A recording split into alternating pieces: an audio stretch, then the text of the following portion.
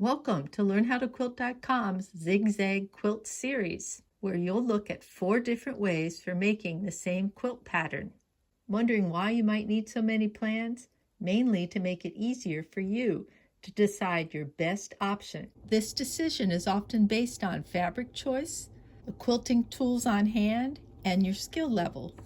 For example, if you want to make an easy, quick quilt with just 2 fabrics, check out the first video. You'll learn how to rotary cut rectangles and set blocks on point. You'll also find out about the differences between half and quarter square triangles and how to use these as setting triangles. If you're looking to use up some of your scraps, you'll want to view the second video in this series. You can machine or hand sew the top using these methods. If you don't like setting blocks on point, check out the last 2 videos, where you'll use rows of triangles for your zigzags. These quilts are a little smaller, but they're also fat quarter friendly. Video number 3 shows you a couple ways to make the flying geese units and how to check for accuracy before sewing in rows.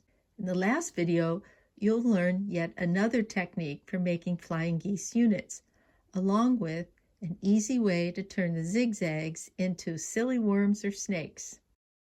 I hope you'll like this series. As a quilter, you'll want to find the easiest or best option based on your skill level, the tools you have on hand, and your fabric choices.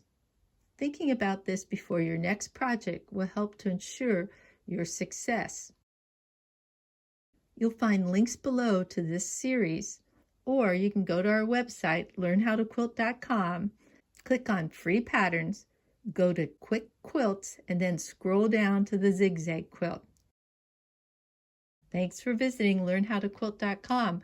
Please share our videos with your friends.